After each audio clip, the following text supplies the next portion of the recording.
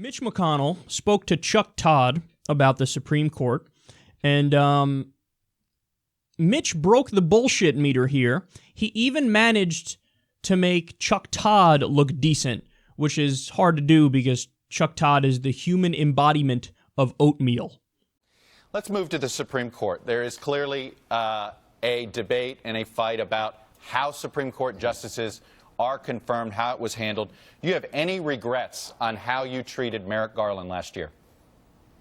No, the tradition had been not to confirm vacancies created in the middle of a presidential year. You'd have to go back to 80 years to find the last time that happened. You go back to the 1880s to find the last time it happened. Before that, everyone knew, including President Obama's former White House counsel, that if the shoe had been on the other foot, they wouldn't have filled a Republican president's vacancy in the middle of a Supreme Court, in the middle of a presidential election. So that clearly wasn't going to happen, even if the roles had been reversed. Well, I understand that, but why not? If that was the rationale, that's a rationale to vote against his confirmation. Why not put him up for a vote? Really?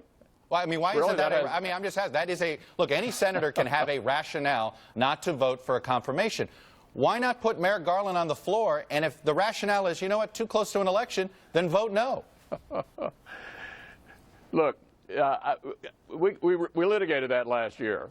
The American people decided they wanted Donald Trump to make the nomination, not Hillary Clinton. And what's before us now, Chuck, is not what happened last year, but the qualifications of Neil Gorsuch, unanimously well qualified by the American Bar Association, 99% of the time in the majority.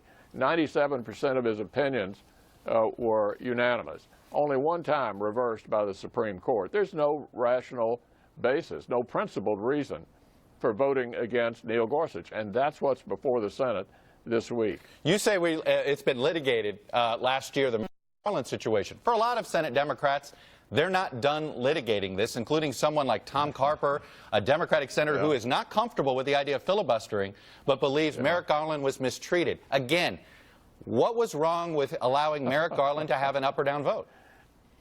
I already told you. You don't fill Supreme Court vacancies in the middle of a presidential election. That's what Joe Biden said back in 1992 when he was chairman of the Judiciary Committee. Should that be the policy going forward? Are you prepared to pass a resolution that says, in election years, any Supreme Court vacancy, and have it to be the sense of a Senate resolution that say no Supreme Court nominations will be considered in any even-numbered year? Is that where we're headed? Chuck, with all due respect, that's an absurd question. Oh, that's hilarious. Chuck Todd just asked a question based on what Mitch McConnell did. And he's like, oh, so is that the standard you want to do? Do you want to do that going forward? Have a rule that says, hey, no confirmations in an election year? And he's like, that's an absurd question. So, okay, so you're calling what you did absurd then? He's just restating what you did. He's like, okay, let me reiterate what you did. And do you think that's a good idea? How absurd. If it's absurd, you're calling yourself absurd because, Mitch, that's what you did. That's unbelievable. No, I want to watch that clip like 1,000 times over. Because it's like he's incapable of self-criticism and criticizing his own party. So he's like, Chuck Todd just asked the simplest question ever, the most straightforward question ever. Mitch McConnell's like, you don't approve in election years. That's what happens. And Chuck Todd's like, okay, so you're saying we shouldn't approve in election years. He's like, that's absurd. You just said it. That's what you did. Unbelievable. Unfucking believable. Okay. So let's go through some of the other points. He says, the tradition is you don't confirm in the middle of a presidential year. Totally made it up. Because not only is that not true, he also gave 2 examples when it wasn't true. And by the way, the examples he gave are probably the only examples there ever were. So the only times where somebody came up for the Supreme Court in an election year, they had put somebody on the court. So that's just he calls it a tradition. It's totally made up. You just made it up right now. And then when Chuck Todd asks you if you really want that to be tradition, you go, that's absurd. Unbelievable. Logic is not a thing to Mitch McConnell. And then Chuck Todd points out, dude, there wasn't even a hearing on Garland. There wasn't even a hearing. So now all the Republicans are, approve Gorsuch and do it right now. Right now. Meanwhile, you didn't even have a hearing. It's not like you had a hearing on Merrick Garland and then you guys voted him down. You didn't even have a hearing. That's unbelievable. And then he says the American people decided they wanted Trump to be the one to fill that vacancy. Actually, no, Mitch. They decided they wanted Obama to fill that vacancy because Obama had a year left in office to fill that vacancy. He wasn't elected for a 3-year term his second time around. He was elected for 4 years. So 3 years in, Scalia dies. He's got a year to fill it. And you say, no, under no circumstances ever will that ever happen.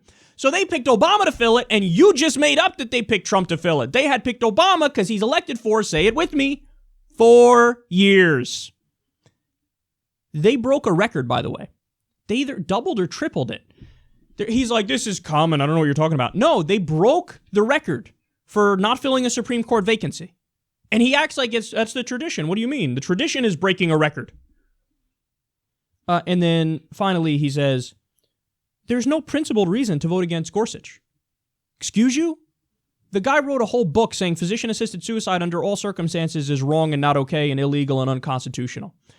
I think if somebody has terminal cancer or some incredibly painful illness, they should be able to end their life peacefully with their family around them and go in a way that's not going to be excruciating.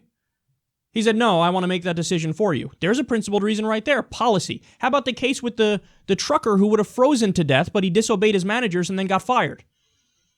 Gorsuch was the only person to side with the company over the worker. That seems like principled reason. It's a policy reason. How about Hobby Lobby? The fact that he thinks it's okay for business owners to tell their employees what they can and can't put in their body and what can and can't be in their health insurance. Should they be able to say, hey, I don't believe in vaccines, so you shouldn't have them? No, hell no. Tell them to piss off. So he believes in theocracy. He believes in a really backwards, primitive social belief system. The guy sides with management over labor almost all the time. So there's only principled reasons to vote against Gorsuch. But no, he's such a bullshitter, I can't take it. I don't know how anybody takes these people seriously.